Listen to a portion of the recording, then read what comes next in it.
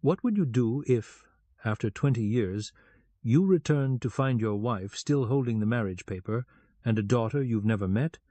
Run again or finally face the truth?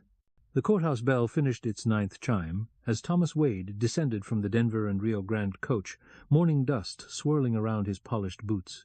Centerville's main street stretched before him like a question he wasn't ready to answer, bordered by false-fronted buildings that wore their prosperity thin as paint. He'd left this place 20 years ago with nothing but anger and promises, and now he'd returned with a banker's coat and his father's sins folded in his vest pocket.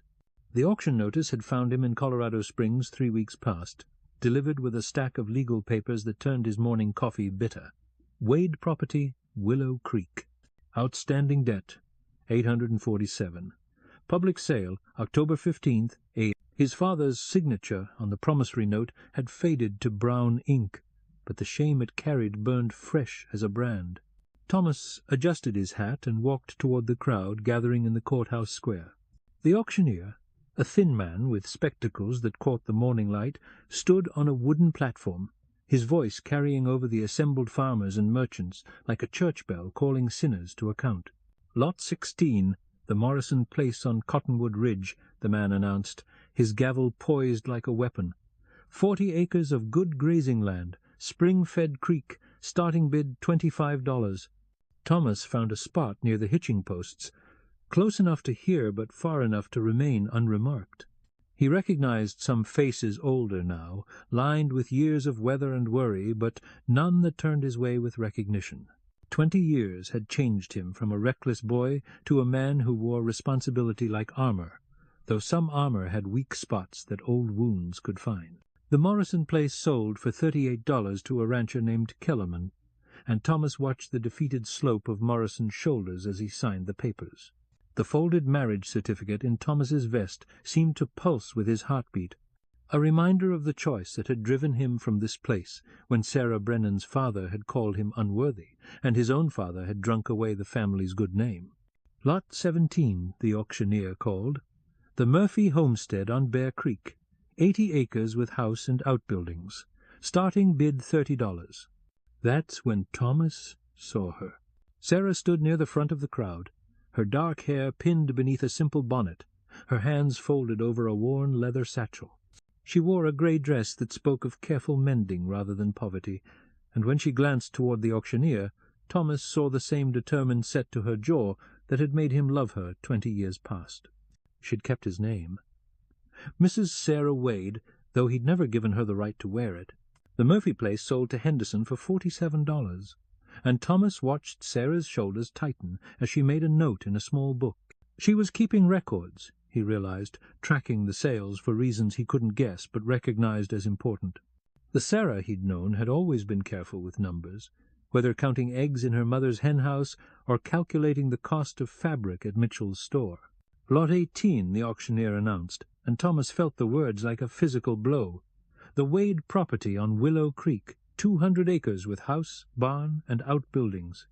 Outstanding debt, $847. Starting bid, $400. The crowd murmured and shifted. $400 was serious money, in a place where most farms sold for less than $100. Thomas stepped forward without thinking, his polished boots loud on the packed earth, and Sarah turned at the sound. 20 years collapsed between them, like a house struck by lightning. Her eyes, still the color of creek water in spring, went wide with recognition, then narrowed with something harder to read. She saw the cut of his clothes, the gold watch chain at his vest, the way he carried himself like a man accustomed to being heard in rooms where money mattered. "Do I hear 400?" the auctioneer asked, scanning the crowd with professional patience. No hands rose. $400 was more than most men in Centerville saw in 2 years of good harvest. Thomas felt the weight of every eye in the square, including Sarah's, as he stood frozen between past and present, debt and deliverance. The morning sun climbed higher, casting sharp shadows from the courthouse eaves, and somewhere in the distance a train whistle called like a promise of escape that Thomas had already refused to take. 400 once, the auctioneer called, his gavel suspended in the autumn air. 400 twice. 500, Thomas said, his voice carrying across the square like the crack of breaking ice. A ripple of surprise moved through the crowd. Sarah's face went pale as chalk dust, her knuckles white where they gripped her satchel.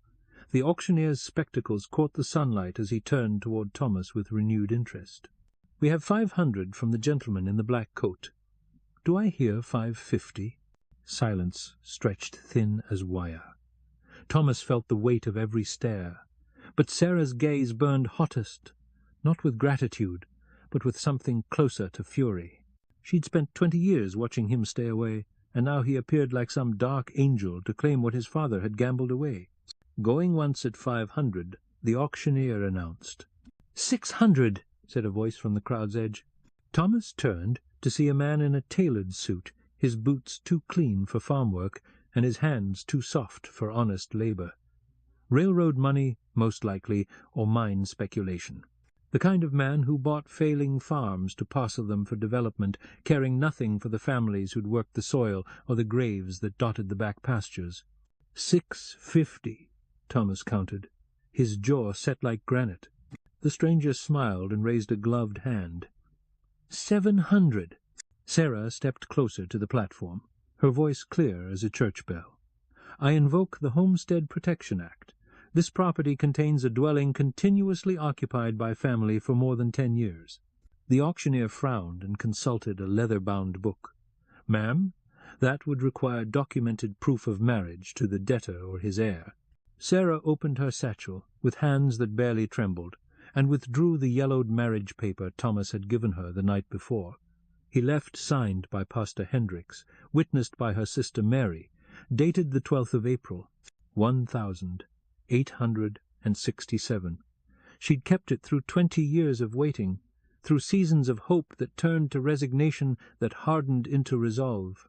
Mrs. Sarah Wade, she said, her voice steady as stone, legal wife of Samuel Wade, deceased, and by law guardian of his property interests. The crowd murmured like disturbed birds. Thomas felt the blood drain from his face as memories crashed over him, the hastily spoken vows in Pastor Hendricks's parlor, the kiss that tasted of tears and promises, the way Sarah had whispered, "Come back to me," as the eastbound stage pulled away at dawn. He'd carried her as his wife in his heart for 20 years, but he'd never dared hope she'd kept the paper that made it legal in the eyes of God and territory law. "That changes the bidding structure," the auctioneer announced, consulting his book again. "With a legal heir present, the minimum bid rises to cover the full debt, $847. The stranger in the tailored suit shook his head and stepped back into the crowd. 800 was gambling money. 850 was serious business that required bank loans and board meetings. "Do I hear 847? The auctioneer called. Thomas reached into his coat and withdrew a leather wallet, thick with banknotes. He'd come prepared to buy back his father's shame, but he hadn't expected Sarah to rise like a phoenix from the ashes of his abandonment. 847, he said, his voice carrying across the square like Judgment Day. Sarah turned to face him fully, and in her eyes he saw 20 years of questions that would require more than money to answer. The courthouse clock struck 10:30, its bronze voice echoing off the storefronts and false-fronted dreams that lined Centerville's main street. "Going once?" the auctioneer called. "Going twice?" "Wait," Sarah said, her voice sharp enough to cut glass. "I need to speak with the bidder before the sale is final." She walked toward Thomas with the steady pace of a woman who'd learned to carry weight without bending, her grey dress rustling like autumn leaves. When she stopped before him, close enough that he could smell the lavender soap she'd always favored, her voice dropped to a whisper that only he could hear. "Why now, Thomas? Why, after 20 years of silence?" He looked down at the marriage paper in her hands, its edges soft as moth wings, and saw his younger self's careful signature beneath Pastor Hendrick's blessing. "I came to pay my father's debt," he said simply.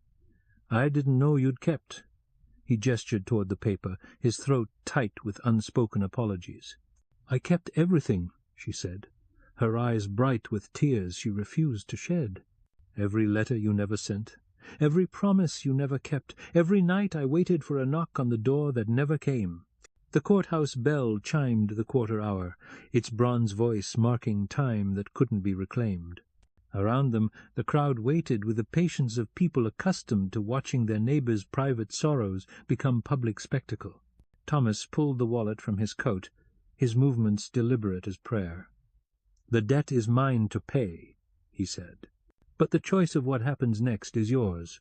Sarah looked at the money in Thomas's hands, more cash than most folks in Centerville saw in a lifetime, and felt something shift inside her chest, like a door opening after years of being barred shut. The October sun warmed her shoulders through the grey wool of her dress, and for the first time in 20 years she allowed herself to imagine a future that included the man who'd left her with nothing but a signed paper and a heart full of unanswered questions. "I need to know why you left," she said, her voice pitched low enough that only Thomas could hear. "Not the reasons you told yourself on the eastbound stage, but the real reason, the one that's been eating at you ever since." Thomas glanced toward the crowd, where neighbors and strangers waited for the auction to resume, then back to Sarah's face. In her eyes he saw the girl who'd waited by the creek every evening that last summer, counting fireflies and dreaming of wedding dresses made from her mother's lace. "Your father said I'd never be anything but a drunk son," Thomas admitted, the words tasting bitter as burnt coffee. "Said you deserved better than a boy with empty pockets and a family name that meant trouble at the bank and shame at the church social. He wasn't wrong about the pockets." Sarah's hand moved to rest on his wrist, her fingers warm against the expensive fabric of his coat. He was wrong about everything else. The touch sent electricity through Thomas's arm and straight to his heart, where it lodged like a fishhook that couldn't be removed without tearing something vital. He'd forgotten the weight of her hand, the way she could calm his racing thoughts with nothing but the pressure of her palm against his skin. "I wrote you letters," he said, "dozens of them. Every week for the first year, then every month, then." He let the words trail off, knowing she could fill in the silence with her own mathematics of abandonment. "I never received them. I never sent them." Thomas looked down at their joined hands, his pale from indoor work, hers brown from garden soil and Montana sunshine. "I told myself you'd moved on, found someone worthy of the woman you were becoming. Sending letters felt like selfishness, like asking you to wait for a man who might never be good enough to come home." Sarah lifted his wrist and pressed it against her heart, where he could feel the steady rhythm that had kept time for 20 years of waiting. "I chose you before God and Pastor Hendricks," she said. "That choice doesn't expire just because you lost your nerve." The courthouse clock struck 11, its bronze voice blessing their reconciliation with the same solemnity that had marked their wedding vows. Around them the crowd grew restless, shuffling boots and whispered conversations that would become the day's gossip by evening. Thomas looked at the marriage paper, still clutched in Sarah's free hand, its yellowed edges soft as forgiveness, and made the choice that should have been easy 20 years ago. "Then let's go home," he said, his voice steady for the first time since he'd stepped off the morning coach. "Let's go home and start the life we should have had." The auctioneer cleared his throat, his patience wearing thin as the morning stretched toward noon. "Mrs. Wade, if you'd like to exercise your homestead rights, you'll need to present payment for the full debt amount within the legal window." Sarah released Thomas's wrist and stepped back, her business face settling over the softness that had appeared during their whispered reconciliation. "What's the window?" "Sundown today, ma'am. That's territorial law for auction settlements." Thomas felt the familiar tightness in his chest that came with deadlines and decisions that carried permanent weight. Sundown gave them perhaps 8 hours to navigate 20 years of separation, legal complications, and the question of whether love could survive the weight of so much accumulated silence. "We'll need to visit the bank," Sarah said, her voice carrying the practical tone that had helped her survive 2 decades of managing alone, "and the land office. And Pastor Hendricks, if he's still breathing." "He's still breathing," Thomas confirmed, remembering the ancient minister who'd married them in his parlor with nothing but candlelight and Sarah's sister as witness. "Though he must be pushing 80 by now." The crowd began to disperse as the auctioneer moved on to smaller lots, farm equipment and household goods that wouldn't change anyone's destiny but might ease the burden of another hard winter. Thomas pocketed his wallet and offered Sarah his arm, a gesture that felt both foreign and familiar after 20 years of independence. They walked toward Centerville's business district, their footsteps synchronized without conscious effort, passing storefronts that bore names Thomas remembered, and others that spoke of change and progress. Miller's Mercantile had become Miller and Sons. The false front expanded and painted fresh white. The old saloon now bore a sign reading Murphy's Social Club, and the windows that had once been boarded after Saturday night brawls now showed clean glass and checkered curtains. "The town's grown respectable," Thomas observed, noting the sidewalks that had replaced dirt paths and the gas street lamps that promised illumination after dark. "Everything grows up eventually," Sarah replied, her tone carrying layers of meaning that made Thomas glance at her profile. "The question is whether it grows towards something worthwhile." First National Bank of Centerville occupied a corner building that had been Kemp's Hardware when Thomas left town. The marble facade and brass fixtures spoke of railroad money and mining investments, the kind of prosperity that transformed frontier settlements into permanent communities with schools and opera houses and ladies' auxiliary societies. President Harrison, no relation to the territorial governor, was a man in his 50s with carefully waxed mustaches and the soft hands of someone who handled money rather than tools. He examined Thomas's bank drafts with the thoroughness of a jeweler appraising gems, checking signatures against signature cards and holding the papers to the window light to verify the watermarks. "Colorado Springs First National," Harrison murmured, making notes in a leather-bound ledger. "Excellent reputation. These drafts are negotiable immediately." He looked up at Thomas with new-found respect. "You're Samuel Wade's boy, aren't you? I remember when you left town. Your father spoke of you often." Thomas felt Sarah's eyes on him, but kept his expression neutral. "What did he say?" "That you'd make something of yourself, given time and distance from his mistakes." Harrison's smile carried genuine warmth. "Seems he was right, bank examiner, the drafts indicate. Respectable profession." "Respectable enough," Thomas agreed, though the word tasted strange in his mouth. He'd spent 20 years building respectability like armor against his father's reputation, but standing in Sarah's presence made him wonder if respectability was worth the cost of everything else he'd sacrificed. Harrison prepared the legal documents with practiced efficiency, debt satisfaction papers, property transfer forms, and a new deed bearing both Thomas and Sarah's names as joint owners.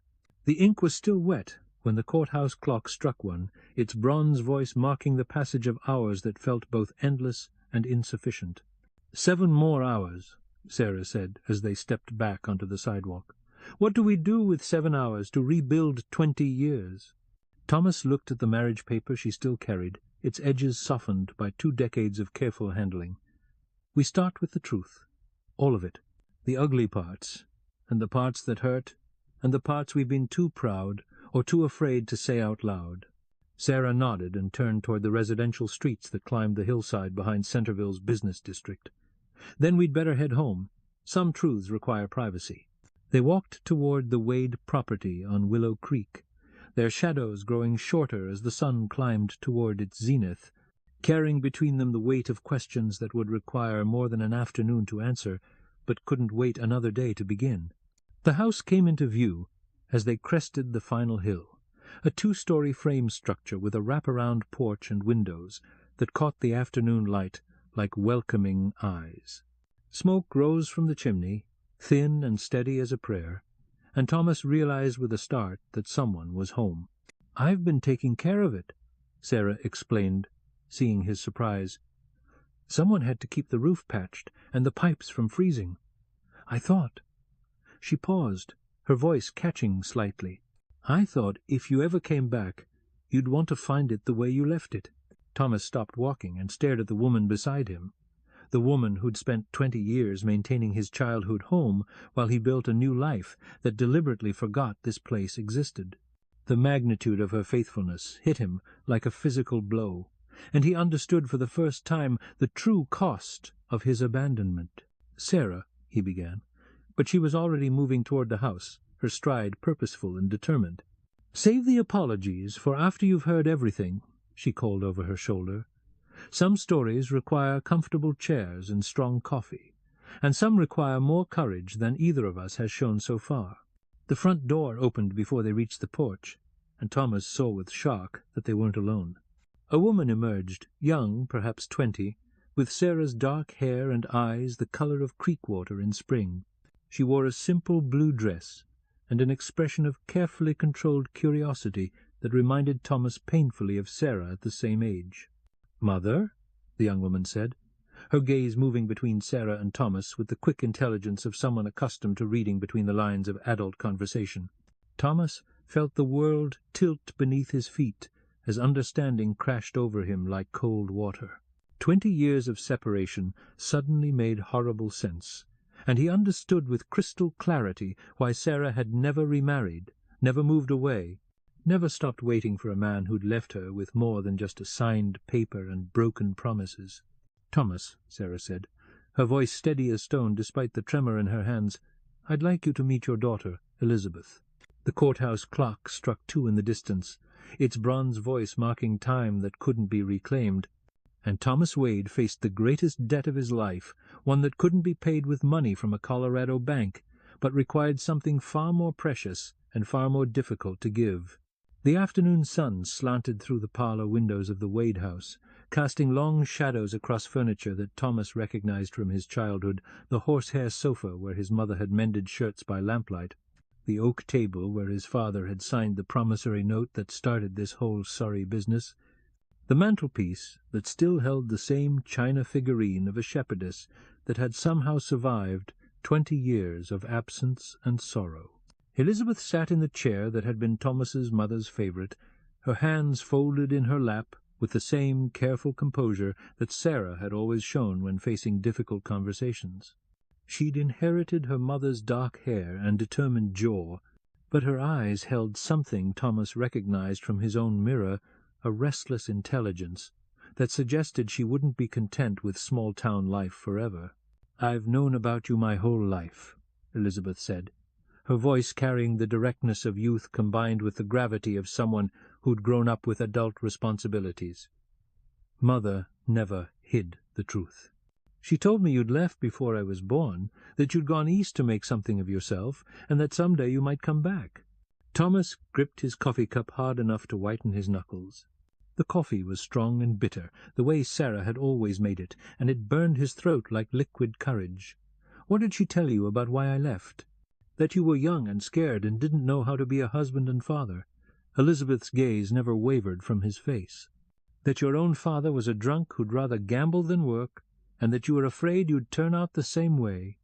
That you thought leaving was the kindest thing you could do."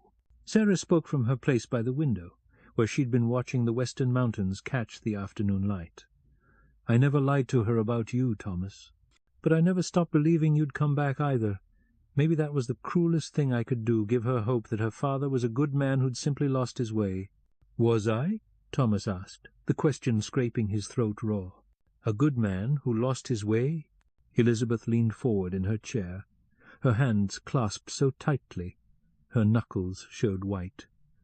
"That depends on what you do next." The courthouse clock struck 3, its bronze voice echoing across the valley like a judgment bell. 4 hours until sundown, 4 hours to build a foundation for a family that had existed in Thomas's absence, shaped by Sarah's faith and Elizabeth's questions and 20 years of patience that most men wouldn't have deserved. Thomas set down his coffee cup and walked to the mantelpiece, where the shepherdess figurine caught the afternoon light. He'd bought it for his mother with his first wages from hauling freight, back when he was 14, and believed that hard work and good intentions were enough to overcome any obstacle. "I wrote you letters," he said, speaking to both women but looking at the figurine. "Hundreds of them. Every week for the first year, every month for the second. Then whenever the guilt got too heavy to carry alone. I told you about my job at the bank, about the houses I lived in, about the friends I made and the woman I almost married, before I realized I was already married to someone else." Sarah's reflection appeared in the window glass beside his own. "Why didn't you send them?" "Because I was a coward." Thomas turned to face his wife and daughter, the 2 people who'd shaped his absence as surely as if he'd stayed. "Because it's easier to carry guilt than to face forgiveness. Because I was terrified that if I came back, I'd prove your father right, that I really was nothing but a drunk son who'd drag you down with me." Elizabeth stood and walked to the oak table, where she opened a wooden box and withdrew a bundle of envelopes tied with blue ribbon. "Mother wrote you letters, too," she said, her voice matter of fact. "One every month for 19 years. She stopped last year on my 20th birthday." Thomas stared at the bundle as if it might explode in his hands. "You never sent them?" "I never had an address."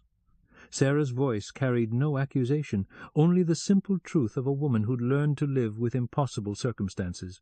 "How do you mail a letter to someone who's decided to disappear?" The afternoon light shifted as clouds moved across the sun, throwing the parlour into temporary shadow. Thomas walked to Elizabeth and accepted the bundle of letters with hands that barely trembled, feeling the weight of 20 years' worth of unspoken words and accumulated love. "There's something else," Sarah said, her voice carefully controlled. "Something that will change the legal situation." Thomas looked up from the letters, his heart already sinking toward his boots. Sarah reached into her satchel and withdrew a second bundle of papers, these bearing official seals and legal signatures. "I filed for divorce last month, citing abandonment. The decree becomes final at midnight tonight unless you contest it in person before sunset." The words hit Thomas like a physical blow, knocking the breath from his lungs and the strength from his knees. He sank into his father's old chair, the letters sliding from his nerveless fingers to scatter across the floor like fallen leaves. "You're divorcing me." "I was." Sarah's voice strengthened as she spoke, gaining the force of a woman who'd spent months making an impossible decision. "I couldn't stay married to a ghost, Thomas. Elizabeth deserves better than a mother who spends her whole life waiting for a man who might never come home. I deserved better." Elizabeth moved to stand beside her mother, her young face set in lines that spoke of conversations they'd shared away from prying eyes and judgmental neighbors. The divorce papers were filed the same day the auction notice went out. "Mother said if you cared enough to come back for your father's debt, you'd care enough to come back for us. If you didn't—" She shrugged with the pragmatism of someone who'd grown up expecting disappointment. "And if I had?" Thomas asked, his voice barely above a whisper. "Then you'd have to choose," Sarah replied, her eyes bright with tears she still refused to shed. "Really choose this time. Not just pay a debt and disappear again, but stay and build something real with the family you left behind." The courthouse clock struck 4, its bronze voice carrying across the valley with the weight of approaching deadline. 3 hours until sundown, 3 hours until his marriage officially ended or officially began again, 3 hours to prove that 20 years of separation had taught him something worth knowing. Thomas knelt and gathered the scattered letters from the floor, his movements deliberate as prayer. Each envelope bore Sarah's careful handwriting, his name spelled out in ink that had faded from black to brown over the years, addresses that changed as he'd moved from rooming house to apartment to the respectable Victorian he'd bought in Colorado Springs. "I want to read them," he said, his voice steady for the first time since Elizabeth had walked out of the house. "All of them tonight, after we settle things with the courthouse. I want to know what 20 years looked like from your side of the silence." Sarah nodded, her composure finally cracking enough to let hope show through. "And I want to read yours, the ones you never sent. I want to understand the man who left as much as the man who came back." Elizabeth walked to the window and looked toward town, where the courthouse clock tower rose above the rooflines like a finger pointing toward judgment. "The courthouse closes at 5, she said. If you're going to contest the divorce, you need to leave now." Thomas stood and reached for his coat, then stopped and looked at the two women who represented everything he'd run from and everything he'd spent 20 years trying to deserve. "Will you come with me?" he asked, the question encompassing more than just the walk to town. Sarah picked up her shawl and wrapped it around her shoulders with the same careful movements she'd used to fold the marriage paper 20 years ago. "I've been waiting this long," she said.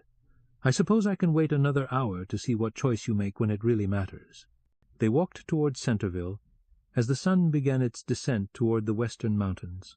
3 people bound together by absence and presence, debt and forgiveness, and the terrible hope that some things broken could still be made whole if handled with sufficient care and courage. The courthouse steps rose before them like an altar, and Thomas Wade faced the choice that would determine whether his daughter would grow up with a father or a cautionary tale, whether his wife would spend her remaining years as a woman who'd been loved, or a woman who'd been abandoned twice by the same man. The clock struck 5 as they reached the courthouse door, its bronze voice marking the moment when time stopped being an excuse and started being an opportunity for redemption. Judge Morrison, the same Morrison whose farm had sold that morning for $38, looked up from his desk with eyes that had seen too many families broken by pride and too few mended by grace. He was a thin man, with silver hair and hands that shook slightly as he reviewed the divorce papers Sarah had filed, the contest petition Thomas had just signed, and the bank drafts that settled Samuel Wade's debt once and for all. "Mrs. Wade," the judge said, his voice carrying the weight of official responsibility, "you filed for divorce citing abandonment and failure to provide support. Mr. Wade has now appeared to contest the decree. Are you prepared to withdraw your petition?" Sarah stood before the bench with Elizabeth beside her and Thomas slightly behind, as if he was still uncertain of his right to claim a place in their family configuration. The late afternoon light slanted through the courthouse windows, casting long shadows that reached toward the place where their future hung in balance. "Your Honor," Sarah said, her voice steady as stone, "I'd like to amend my petition rather than withdraw it." Thomas felt his heart stop, then restart with a rhythm that sounded like breaking glass. "I'm not seeking divorce," Sarah continued, her gaze fixed on Judge Morrison rather than the man whose fate she held in her hands. "I'm seeking a new marriage. To the man Thomas has become, not the boy who left 20 years ago. We were children when Pastor Hendricks married us, making promises we didn't understand to a future we couldn't imagine. I want to make those promises again, with full knowledge of what they cost and what they're worth." Judge Morrison leaned back in his chair, his silver eyebrows raised in surprise. In 40 years on the bench he'd seen plenty of marriages end, and precious few begin again. "That's not a legal proceeding this court can perform, Mrs. Wade. But I can dismiss your divorce petition, which would leave your original marriage intact." "Then that's what I'm asking for," Sarah said, finally turning to look at Thomas. "If he's willing to stay this time, really stay, not just until the next time staying gets difficult." Thomas stepped forward, his polished boots loud on the courthouse floor. He reached into his vest and withdrew the bank drafts that represented 20 years of careful living, disciplined saving, and success measured in dollars rather than devotion. "Your Honor," he said, his voice carrying the weight of a man who'd learned to speak in boardrooms and bank offices, "I'd like to make a deposit to the court's general fund. $847, representing the debt my father left unpaid. But I'm not paying it as Samuel Wade's son. I'm paying it as Thomas Wade, husband to Sarah and father to Elizabeth, settling accounts so we can start clean." He placed the money on the judge's desk, then reached for Sarah's hand. Her fingers were warm and slightly rough from garden work and household tasks, the hands of a woman who'd learned to build a life without help and now had to learn to share one with someone else. "The debt is settled," Judge Morrison announced, making notes in his ledger with careful precision. "The divorce petition is dismissed. The original marriage stands as recorded." He looked up at Thomas with something approaching approval. "Young man, you've got more luck than you deserve, and more wife than you've earned. Don't waste either one again." "I won't, Your Honor." They walked out of the courthouse as the sun touched the western mountains, painting the sky in shades of gold and rose that promised a clear day tomorrow. The marriage paper was still in Sarah's satchel, still yellowed at the edges, still bearing the signatures they'd written as children who believed love was simple and staying was easy. Elizabeth walked between her parents down Centerville's main street, where gas lamps were beginning to flicker to life, and shopkeepers were closing their doors against the approaching evening. She was 20 years old and had spent her entire life as half an orphan, but now she walked like a daughter who belonged to something larger than her mother's determination and her absent father's guilt. "What happens now?" she asked, the question carrying the practical tone of someone who'd grown up managing difficult realities. Thomas looked at his wife, really looked, seeing the lines that 20 years had drawn around her eyes and the strength that 2 decades of independence had built into her shoulders. "Now we learn how to be married," he said. "Starting with the parts we should have learned 20 years ago." Sarah smiled for the first time since he'd stepped off the morning coach, the expression transforming her face from careful composure to genuine warmth. That might take a while. Good thing we've got time. They reached the Wade house on Willow Creek as the first stars appeared in the darkening sky.